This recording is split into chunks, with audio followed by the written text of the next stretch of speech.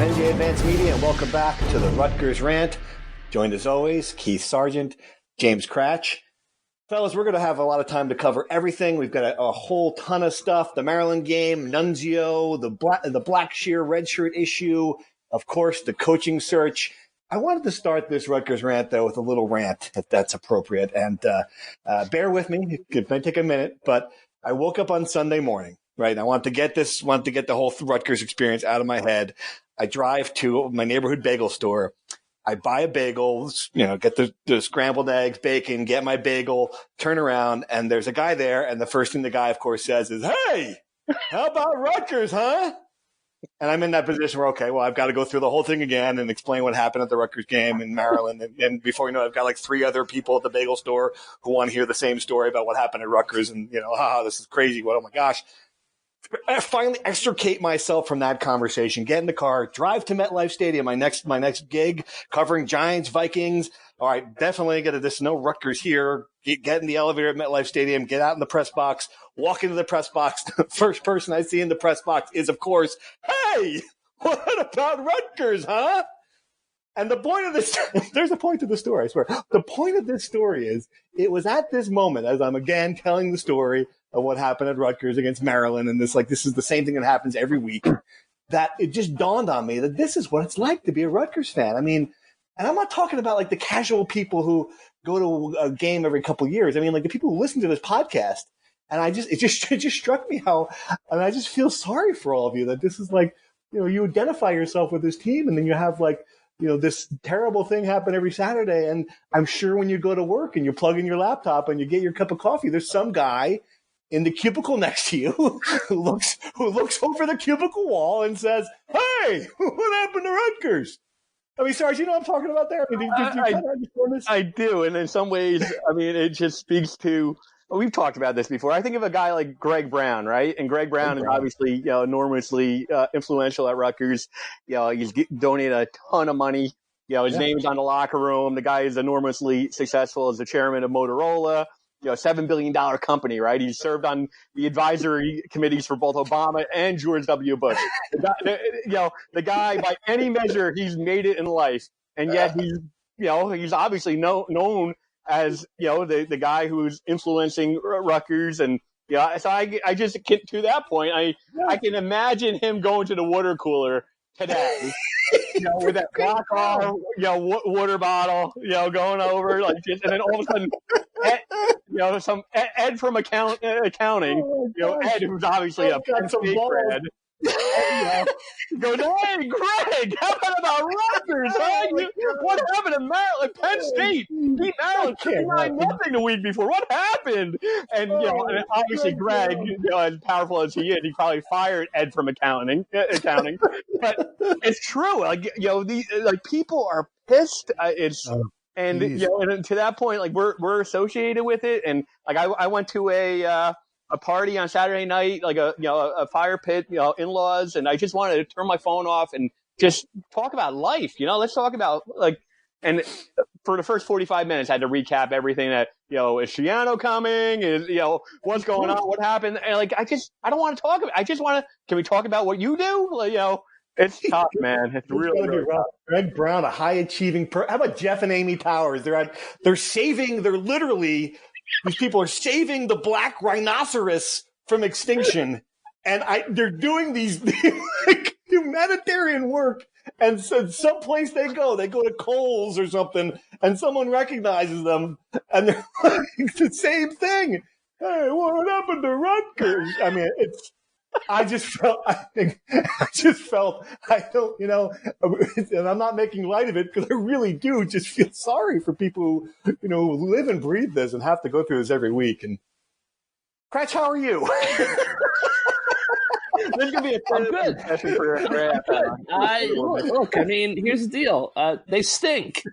I mean, I'm sorry, but they're not a good football team. They're horrible, and they're not going to win another game. But other than that, what are you going to do? But Crack, you've only been on it for 2 years, and like Politi and I have been associated with it for 20 years, and it's just we're not fans. Yeah, but you guys got to go to the Quick Lane Bowl. I mean, we did. I don't know how that happened. We did but I do feel your pain. I do feel your pain, Rutgers. Yeah, really. We don't say that enough. You guys out there, I know the diehards among the diehards or people listening to this show. I want to say that I for a moment there, I said to myself, "Oh my gosh, this must be what your world is like," and I apologize for that. All right, let's dive into football. Thanks for being patient for my rant. Lots of stuff, a lot of news out of today. The news conference. So it seems like, that the obviously the raging controversy with the Redshirts and Raheem-Blackshear's decision to not play in that game against Maryland. Now is it an open-end question about what's going to happen with him, Cratch? I mean, it seems like Nunzio Campanile left that door ajar that he might come back. What's the latest here?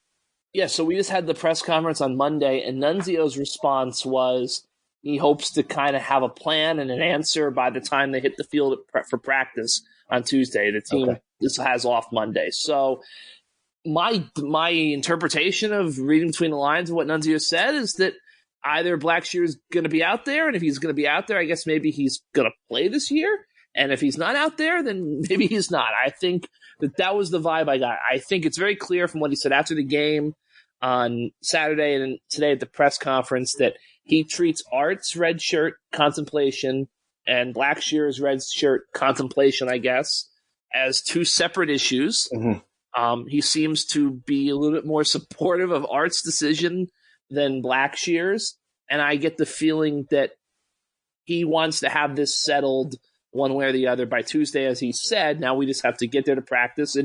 First hour is open to the reporters. The head coach doesn't usually speak on Tuesday, but I get the feeling that Nunzio probably will speak on Tuesday if there's some sort of resolution either way, and we'll go from there. Do you agree with that, Sarge, that those two situations between artur-sitkowski and Blackshear should be different? Yeah, I mean, I think there's a lot of gray in both, but I think you nailed it. I mean, I think from the standpoint of, we'll get to Blackshear first. Yeah, he's obviously thinking that he has a pro future. He's right at that cutoff, and whether people are telling him or he's concerned about his future, he thinks it could possibly be his best maneuver. From a Sitkowski standpoint, it's even deeper, I think, because John McNulty was the guy who recruited him. Chris Ash was the guy who recruited him, but John McNulty pretty much turned him into a Big Ten caliber quarterback. He was morphing into a Big Ten caliber quarterback. The system's completely different than the one that he was running the week before. Completely something that he's not the right fit for, and he's right on the threshold as well. I don't blame either of them. I think there's some gray area. I can understand the Rutgers fan standpoint that, especially when it comes to Blackshear. You're the captain. This is a team sport. I get all that. I just think that there's a lot of gray area, and to paint them with the same brush is difficult. Right, and the idea that Nunzio should have kicked a lot of fans. I mean, they're so irate that they thought they should have been kicked off the team, kicked off the sideline, not been there. I mean, I think this is obviously what's going on. Why why Nunzio is smart enough to keep the options open and say what he said without overreacting to it. Steve, I'll also say about Art. Sarge is right. This runs deeper than. I mean, let's go back to training camp. Mm-hmm. They had this kid have a horrible freshman year, take all those hits, go through all those struggles. Then they pushed him to the side because Chris Ash was trying to save his job by bringing in, the grad transfer quarterback from Texas Tech, who, by the way, we're never going to see again. And so then you said, okay, the plan is for Art to redshirt. Then Carter gets hurt, and they go back to Art, and then they fire the coach and the offensive coordinator. And look, Nunzio has a mandate from Pat-Hobbs, so you can't fault him for this. And then he goes in and basically changes the offense to be something Art really isn't equipped to run. Yeah, I mean, what do you want the kid to do? You jerk the kid around so many different ways. It's tough. I go back to the infamous quote Ash had on that when BTN came to visit training camp in 2018. I hope I don't screw Art up. Well, Chris Ash and a lot of other people, they've done their damnedest to screw Art up, and he still has a viable future, so of course he should protect that. Right. Duke, obviously the quarterback going forward is Johnny-Langan. What we saw, I think we all three of us agreed, we thought we'd see a very good athlete, a guy who opens up another dimension in the RPO and the running pass option game, but we also saw a guy that when he had to drop back and try to hit receivers, the accuracy on his throws was not great. Is there hope Kratz, do you think in another week of practice that, they can continue to build a system around him, or, is this kind of it? I tend to think, I'm sure there's some improvements they could make. There are some things they can add in, maybe some wrinkles, but I tend to think this is kind of it. I think Johnny throws the ball pretty well when he's on the move. He had a couple of nice throws. That shot down the field to Washington for like 37 yards was his best throw. He seemed to have some nice touch, and that fade to the end zone kind of put it in a place where either Washington was going to catch it or it was going to fall incomplete. Mm-hmm. I just think they're going to have to do a lot of RPOs, a lot of play action, a lot of get him rolling out and moving. But I think the big key is, and I haven't crunched all the numbers, he was pretty effective when it was like, 2nd and 5, 3rd and 4. They can't be in 3rd and longs because that's just not really what he's equipped to do. And I think I get the feeling that Nunzio Campanile has an understanding of what he can and cannot do and knows how to tailor it to him. But yeah, the arm strength, his arm strength is not what Art's is. Look at the flea flicker throw. It was underthrown. Bo Melton made a nice play while being interfered with to come back and catch the ball. They can do some things, but I just think this is not going to be a chunk play offense. They might get a couple of big plays here and there. They're not going to get a lot of them. And at some point, opposing defenses are going to figure this out. Right. And once they figure it out, and if there's no Blackshear, they're going to take away Langan's running ability. And then I don't really know where Rutgers goes from there. I think there's only so many counter moves they can kind of pull with the personnel they have. Yeah, and the concern there, obviously, he's also putting the ball in jeopardy of being picked off. Yes, he's in jeopardy. Yeah, getting hurt. That's another. He took you did in the film review a couple of hits that were just like, woo, that's not going to, before we've got, the quarterback room, it's just kind of insane. And when you lose Carter McClain, we can talk about that a little bit, Sarge. And now you've got Langan, a true freshman, Cole Snyder, and a walk-on. That's crazy for a Division I program. What is he going to do if there's an injury, Sarge? Yeah, that's a great question, because when you think about it, Cole Snyder, and I talked about it a little bit during the spring, he, surprised some people. Kid, worked. He was the last guy on the practice field. All the good things that you really want to see from a developing quarterback. That being said, he was recruited as a pro-style guy. He was not a Fred guy, and there's a big difference. To expect any true freshman to step in and play well in Big Ten games is asking a lot. We saw a year ago, but to ask a kid who has no experience with what they're running this offense is almost unfathomable. Beyond that, and again for the second time, he hinted at it.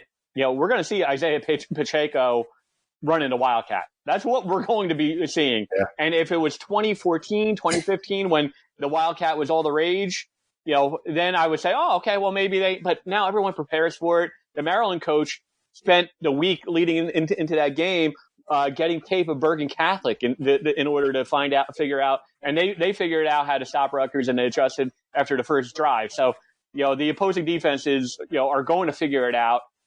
It's just not a bright future for when it comes to the quarterback position for Rutgers. All right. So we know that the only thing you guys want to talk about is the coaching search. My question is there a search yet? It just seemed like Chris Ash got canned, and we all expected something. Hobbs had his press conference. We all expected something to happen, and here we are now a week later, and I don't know that anything has. Am I wrong, Sarge? Is there something behind the scenes that's going on? What is your reporting telling you at the moment? Yeah. Well, first off, two things. One, pat-hobbs, he kind of stumbled on it during the press conference where he said there won't be a search committee, and then he was referring to they are hiring a search firm, which is what they did last time. They've done with basketball. It's almost standard operating procedure now. You hire a search firm. Bob Bodine was the one who handled it the last time. And what they do is they vet the candidates, and they serve as like the liaison for coaches and agents to reach out to show interest, and then they bring the names to Pat Hobbs. They will do that. One of the greatest scams in college athletics is what a search firm is. But, you and I, let's call it what it is. With LexisNexis, and with our, we could handle that. I'll probably charge them. Do you need Greg's cell phone? I've got it, Pat. I can text it to you. I'm sorry. I didn't mean to interrupt. But they're doing that this week. They're doing that this week. In the meantime, my understanding is Pat Hobbs, again, not doing a search committee, but he is talking to a lot of people. He's talking to a lot of boosters. He's talking to a lot of high school coaches. He's talking to some former Rutgers players.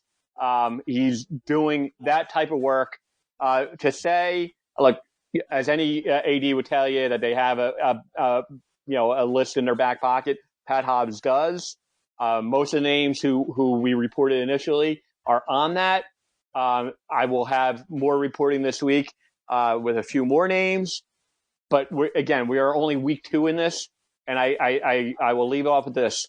Nunzio Campanile does have a chance to retain the job. You'd have to win probably 3 or 4 games. It is doable. But so far, people are impressed by what Nunzio has been doing. They think that he represents the program well. They obviously know he can recruit. He does have a chance, so I wouldn't count him out. But again, we're only in week 2 of this. I think we're really not going to know until probably November, maybe even late November, how this is going to all pan out. Right. Is that, I mean, I don't know, Cratch, it just seems like we're, if you're going to make the move in September to fire your coach and then you're going to kind of drag this thing. I get it. The coaches are busy at work. But isn't there something else that they could do? What do you think, Cratch? What's your take on what's going on? Yeah, I don't know what they can do. I mean, I think it comes to this point, like they had to fire Chris Ash. I just think people didn't want to look at him anymore. And they should have fired him back last year, but they didn't. So they're kind of in this tough place where I think that they had to make a move, but it's not ideal to have this much of a season left, this long of a runway. I mean, I think Dekowitz says, people like Nunzio. They like what he's done. He's kind of a breath of fresh air at the podium. He's a transparent, likable head football coach, which is something they really haven't had in a while.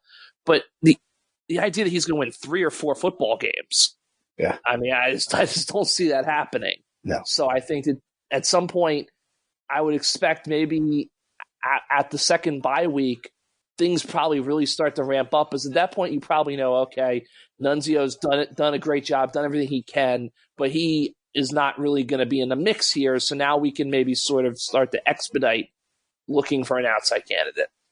All right, let's dive into true or false. You guys know how it works. I'm going to give you a statement. You tell me true or false, and we'll discuss all of them at the end. All right, true or false, Rutgers will win another game this year. Cratch, true or false? False. Sarge? True. Oh, boy. True or false, the grad transfer route produces more duds than studs. 2 of them in the news today. Cratch, true or false? True. Sarge? Take out the grad part, and it's true, but the grad part is absolutely true. But the transfer, and we've talked about this before, both are true. True. All right. Bo Melton should move to running back. Cratch, true or false? True. I stole this from the film review, folks. Sarge, true or false? I mean, I didn't know what to do last Monday, after the Michigan game, the day after. There was a lot going on, but we didn't have the film review. I was jonesing for it. We got it today. It was like, I didn't need my cup of coffee. I was so energized. Got it straight to my veins. My answer is false. I think he's a wide receiver. Yeah. True or false? Turns out Chris Ash's coaching was actually holding the defense together. True or false, Cratch? False. Sarge? False. I look pretty bad Saturday. All right, true or false? Former players will have a powerful influence on the coaching search. Cratch, true or false? I think they'll have an influence, but powerful seems a little strong. I'll say false. Okay. Sarge? False. Agree with Cratch. Right. Attendance bottomed out against Maryland. It cannot get worse. Cratch, true or false? False. Oh, it can get worse. Sarge? Capital false. Holy. True or false? Ohio State's going to win the Natty. True or false? Cratch? False. Sarge? False. All right. So let's go. One thing I want to go back to. Now, honestly, I put that in there because I thought that, the defense against Maryland was just atrocious. And it seemed like Andy Boo, the defensive coordinator who came here as Chris Ash's buddy, and now 4 games later, Chris Ash is gone, was dialed up a more aggressive defense that this team could not, account for. I mean, the receivers running wide open, running backs taking one cut and going all to the end zone. I mean, well, Cratch, do you really think that that didn't have something to do with it? The fact that there was a new person calling the defense? It's tough for me because last year Maryland did the same thing. So I feel like we need more than one game to kind of assess the impact of Ash's loss, just because Maryland just has dudes that Rutgers does not have. Yeah. They cannot match up with. And I thought, they blitzed more. Andy Boo, he was everything. Every big plays can't happen. We're doing nothing different. Looked to me like they were bringing a lot more pressure with blitzes and had more of a 4-3 look this past week than they've had under Ash. He said it wasn't different.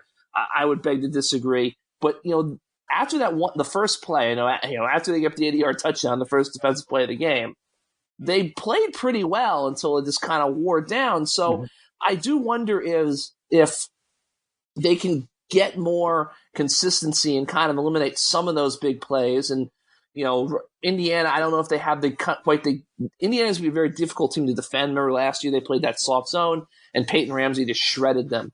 But they don't have those game breakers, skill players that Maryland has. So I think there's a chance that the defense could be a smidge better with Andy Boo if he's going to blitz more and kind of tailor things to his personnel more. Because I always felt like Chris Ash was, square peg and round hole. Like, this is what I ran at Ohio State. I'm going to make these kids run it, even though they're not physically able to do it. Right. Sarge, we mentioned the grad transfer route, and obviously it's not just McLean Carter; it's the tight end from Wisconsin. That, and I think that does speak to the whole as they're rebuilding this thing. Just a reminder that there's not going to be any quick fixes for the next guy. I mean, what's your thought on that? Yeah, I've said it. As it pertains to the normal transfer, when they transfer from Michigan or when they transfer from any Power 5, people are like, oh wow, look, this kid was talented enough. Well, that program is not letting out a player who they really want, generally speaking, and they never the success rate is normally pretty poor when it comes to those players really panning out and becoming like big time difference makers. As it pertains to the grad transfer, we've seen now they haven't really had a whole lot of success. I'm just believe it or not, at the punter position or kicker is where they've had the most success, where guys like Ryan Anderson and Andrew Hart and those types of guys. But from a normal position player, they don't really seem to pan out very well. And you both agreed that the former players will have influence, but not powerful influence. And I asked that specifically because I know if they did have powerful influence, we might have a resolution sooner than later. It does seem like several former players have made it clear there's a reason why they would want to have Greg Schiano back. And then there's the benefit of having that because these guys are in the NFL, so they're making some change. Should pat-hobbs listen to the McCourty? Should they listen to the guys who are playing on Sundays? I think they should. I think because here's the thing: we've seen other programs, like for instance Pitt, Aaron Donald donating a 7-figure facility, or a 7-figure gift toward a facility. Aaron Rodgers, I think at Cal. And you've heard this in the past, like. You have had all these players who are now having success in the NFL, or guys like the McCourtys, Logan Ryan, who, have been prominent players in the NFL. They're kind of reaching, the natural endpoint to their careers in the next couple of years. You're going to want those guys to not only have roles with you in your program and around your program going forward, you're going to hope that maybe those guys start to give back. And I think the best way to kind of build that relationship is to listen to them on a football subject, which they should know something about. All right. That's a good natural segue into the new feature, the Greg Schiano Rumor of the Week. Kratch, you say we have 2 Greg Schiano rumors? We have 2. This is exciting. I don't know what they are. This is going to be a new review. What do we got? Okay, so let me get this up. I want to find the exact date. Okay, so on 9:30, I think that was Monday, Tuesday? I forget. Anyway, 7:03 p.m. It's a 7 o'clock p.m., a tweet comes across to me. Hearing Schiano's son is back at St. Joe's in Metuchen and moving back to Jersey. To which I responded, Greg's sons are all in college. That would be a step back for that poor kid. So there is no truth in the rumor that one of Greg Schiano's sons has returned to high school in Metuchen, New Jersey, or wherever the school is located. All right. Rumor number 2. What's next? Rumor number 2 was I got a text from actually one of our Project Tech subscribers who I happen to know outside the texting service, who told me, credible source, former player says Greg Schiano was spotted on campus today. Okay. To which I said, Greg was not on campus today.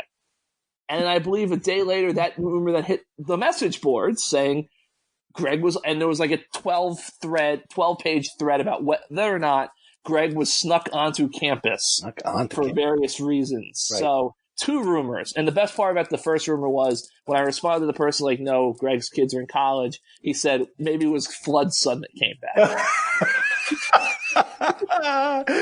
Close enough, right? Put it on the list. Yeah, sure. Why not? All right. Well, we've talked about Greg a lot, and I thought that game, and I wrote about it, was just, another example of why, you need a guy like him who can upgrade the level of talent. And I think, there's so much mental gymnastics going on, Sarge, about, why he shouldn't be I love he couldn't beat West Virginia in 2000. Okay, well, you know what? Who cares? You can't beat anybody now.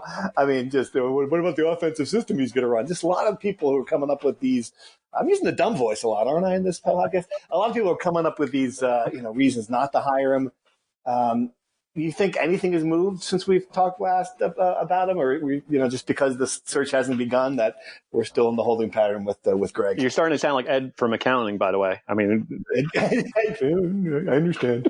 I don't think so. I mean, I think pat-hobbs. My understanding is, that Greg will be in it till the end. And I think that pat-hobbs, by all indication, is going to try to get as many names as possible and gauge as much interest, knowing that Greg could be out there at the end. People will have different opinions on it. You mentioned in your column, I've heard other, valid reporting that they don't want to work for each other. I think it's going to be, ask me in November whether or not this is going to get done. Early, by all indications, we're in the first week of October.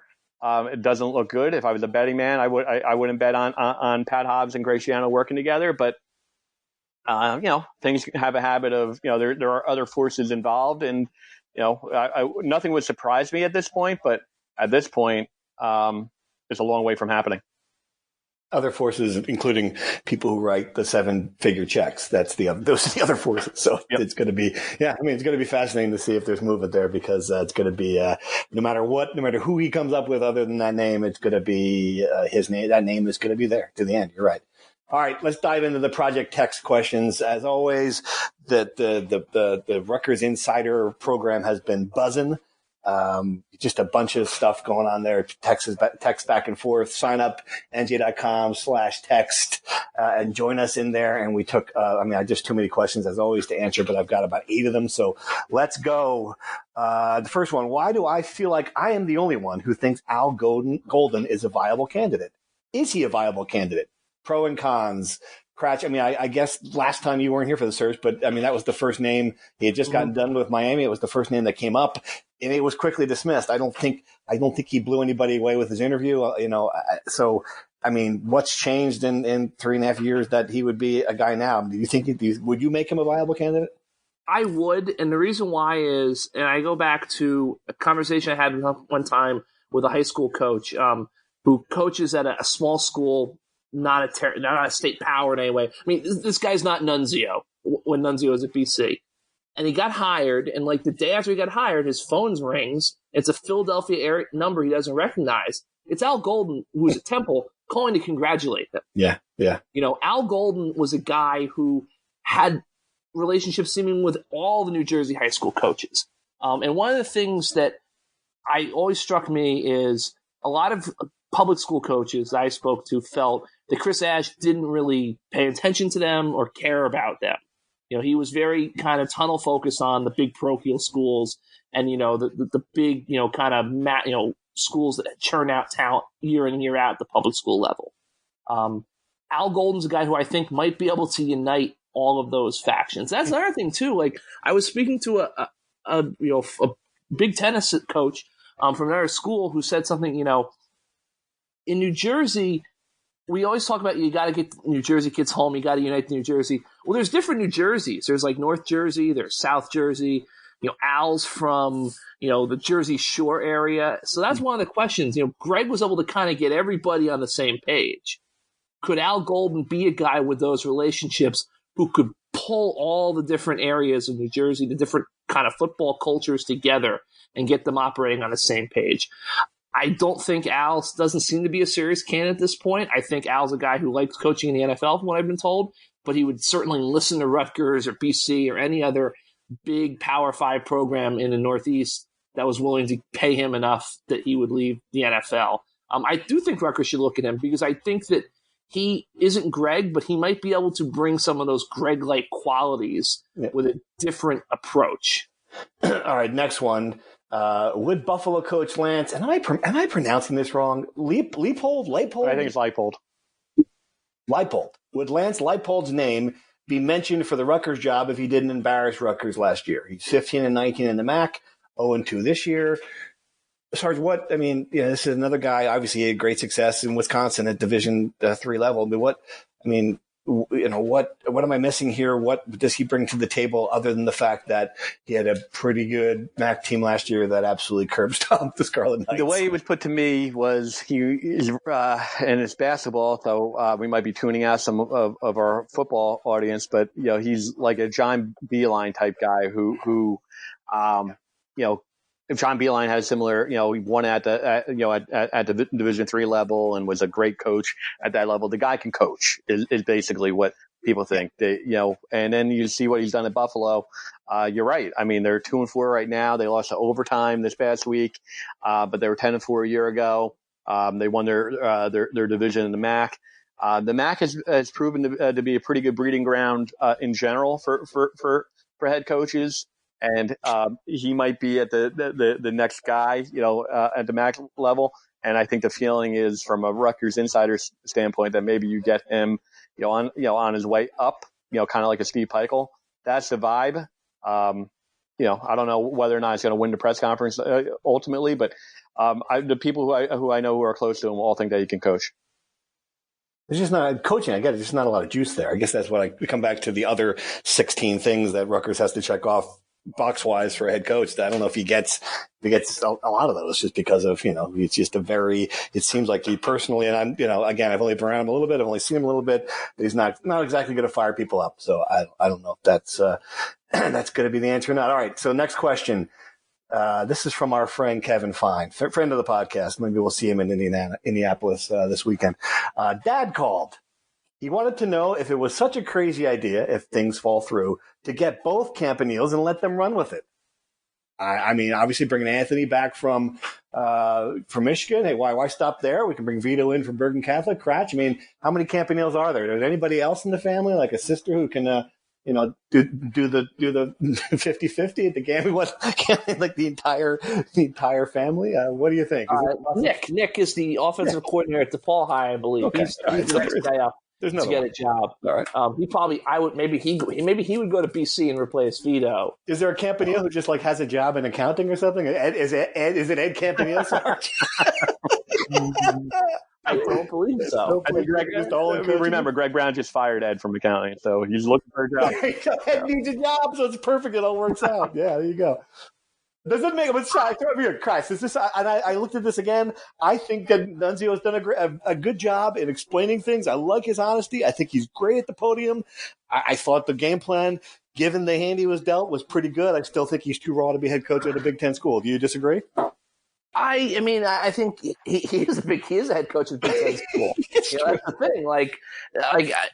He's the head coach. I think that's a very important thing, is that, Rutgers needs to treat him as, I remember when I covered the Giants when they fired McAdoo. Steve Spagnuolo acted like he was a substitute teacher. Right. Landon Collins called Eli Apple cancer on the radio. I don't know about that. They probably were just kidding around. No, they weren't. Be the coach, run the program, run the show. Yeah. Nunzio is doing that. He's taking charge. He is not trying to do the "I just work here" act. So I think that's a very positive thing. I mean, I think that's another thing interesting too, is that I think a lot of people always thought that when Rutgers moved on from Ash, they would definitely, and this has been the case so far, they're interested in hiring a coach with head coaching experience. But I think people always figured Anthony was maybe the one exception to that rule. But now it's by making Nunzio the interim coach, it kind of complicates the path to directly bring Anthony back as the head coach too. So I would think that if they're going to go with that plan, as Kevin Fine's dad suggested, it's not crazy. but it probably requires Nunzio to be the head coach permanently. And I think that path there is a pretty crazy one. Right. All right. So many more questions just coming in as we're talking. Dave Clawson, does that name mean Wake Forest coach? Sarge? New York native. Yeah, New York native. New York success. Again, we're talking about winning press conferences, and not that that matters because you have the opening press conference, and if the guy can coach, he can coach. I just think that there's other guys who would be ahead of him on my list. So I have not heard anything. And to be fair, I've not heard anything of substance with Dave Clawson behind the scenes. Right. Yeah. I believe he got an extension last year through like 2026. And Wake Forest has got some money, so you're probably looking at a pretty prohibitive buyout. Yeah, they're doing great right now. Right now, 5-0, and top 25 program right now. They're doing great. He'd be hard to pry loose, I would think. Is Bob Serace off the list? Another name that came up. No, Sarge, is he serious? I think there's some people behind the scenes who are intrigued by him. The more you do digging on him, he's a Jersey guy. I think Jersey-centric staff. And I think a lot of people like his offenses. That they've had a lot of success offensively. He's recruited some pretty good quarterbacks. He recruited a quarterback who was like a 4-star nationally rated recruit. And another guy who went to Duke and then has gone on to some fame with the New York Giants. So that guy on campus. And more than anything, I think it's the analytics that they do over Princeton. He's just a really go figure. He's a Princeton grad, and he's at Princeton. But by all indications, people are intrigued. I think you'll get a phone call. All right. Some personnel questions really quick. We talked about a little bit, but one of the texters want to know if any changes will come on the defensive side. I mean, we all know about the offensive problems, but the defense did not have many good moments. Cratch, can they do anything differently? I think they should play Trey Avery more cornerback. Those corners have struggled this year, and Avery played pretty well in the first half when Avery Young was sitting out because of the targeting penalty suspension.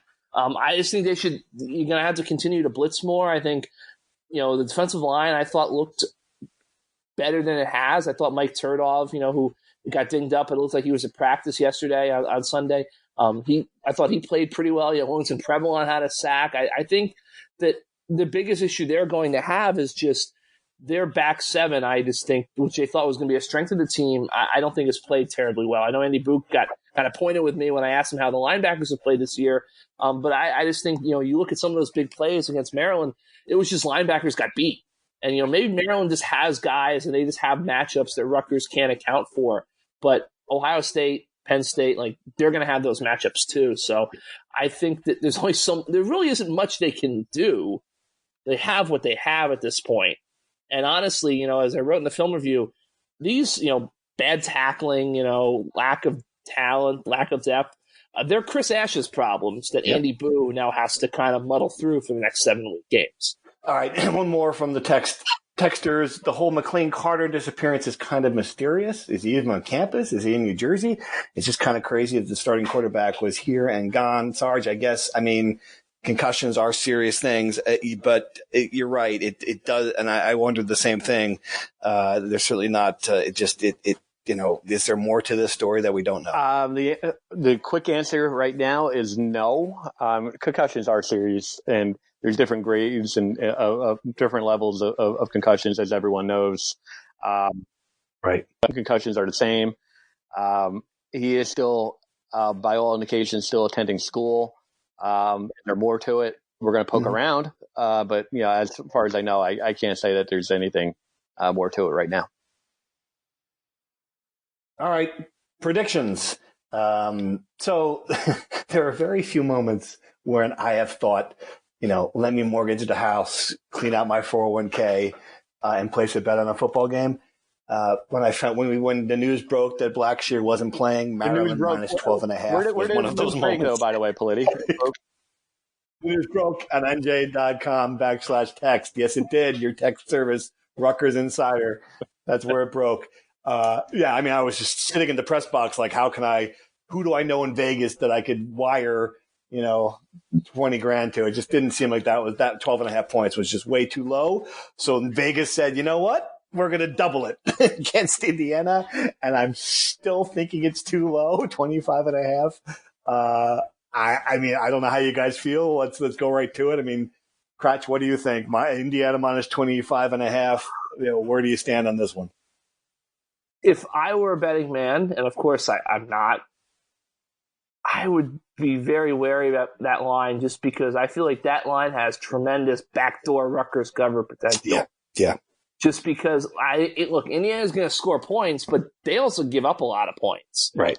So, I could see it, it being, 40, I'm trying to do the math in my head, but I could totally see like a 37-7 game becoming 37-14 on the last play of the game or something, or 37-13.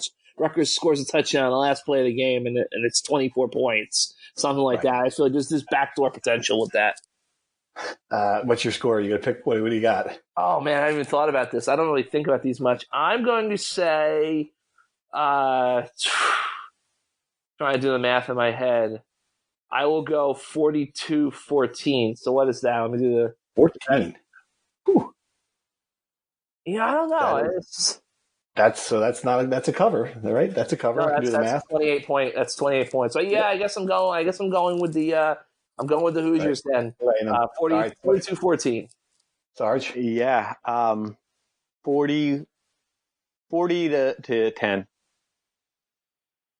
40 to 10. I didn't tell you who I thought was going to win, by the way. You didn't ask me who was going to win. I just gave you the score. Yeah. Yeah. Okay. You're not making this trip, by the way. So I'm banned. The only thing I predict, right? The only thing I predict is a long chain of photos of me with a succulent piece of shrimp from St. Elmo's Steakhouse on a fork entering my mouth. That's all I predict. You're just going to sit. You'll be sitting there Saturday night. You're going to be like, or whatever. Saturday night when the game's over and Cratch and I are getting down to dinner. You're going to be sitting there doing whatever you're doing back home, and you're just going to make sure your phone's with you so you can get that text. All right. So 40 to 10. I'm looking at it now, and I just, Indiana's 0-2 in the Big Ten, but they obviously Ohio State and Michigan State. So there was the two real losses. They scored 31 points on the Michigan State defense, which is relatively impressive. They've played some teams like Connecticut, Ball State, EIU. I don't know what that stands for. I just don't. Again, I just think this offense, unless someone breaks up a big run or they have a big play like the trick play, I don't see it scoring any points. And I'm just going to go with your routine 38-0 Indiana victory. I just don't have a lot of faith in Johnny-Langan on the road. And I've seen better teams go to Indiana and come out with that same result. So we're stuck. All right. That's what we got here. Anything else? What am I missing? What else? Scratch? Anything else going on? I got nothing. You got nothing? Yeah, Sarge? a nice Anything? little Rodkin ceremony. The topping off that was a good deal. That building seems to be right on schedule to be opened in December 2020. And beyond that, Steve Peichel, seems to I had one prominent donor who caught a practice the other day who texted me right off the bat. He goes, "I think we're a bubble team." So I'm probably going to try to stop by there tomorrow and see him for the first time. So, all good stuff. You're doing what I used to do when I covered Duke way back in in the 30s. It was like you got to a point, I covered an 0-11 Duke football season. You got to a point in Duke football season where you were just looking for any excuse. So the moment the first basketball hit the ground at Cameron Indoor Stadium, you're like, I'm going to wander over there and just talk to some of the players. So that's a good philosophy. I think you're a smart man, Keith Sargent. You know how to You might be the first person who has called me a smart man. So I appreciate that. Yeah. I got you. Oh, I should add this since Sarge mentioned hoops. I happened to walk back with Steve Peichel from the Rodkin ceremony to the stadium. Now that's an experience. You got Peichel saying hi to everybody, telling the cheerleaders good luck. You got fans running up to him, high fiving him. Everyone's screaming his name. It felt like I was walking with the president. Not just for the president necessarily, but a president in general. He could run for mayor. He could. All right, guys. Thanks. Enjoyed it this week. As always, everyone, thanks for listening. Hope your Saturday goes better than last Saturday. Signing off. We'll be back next week to talk about it. Take care.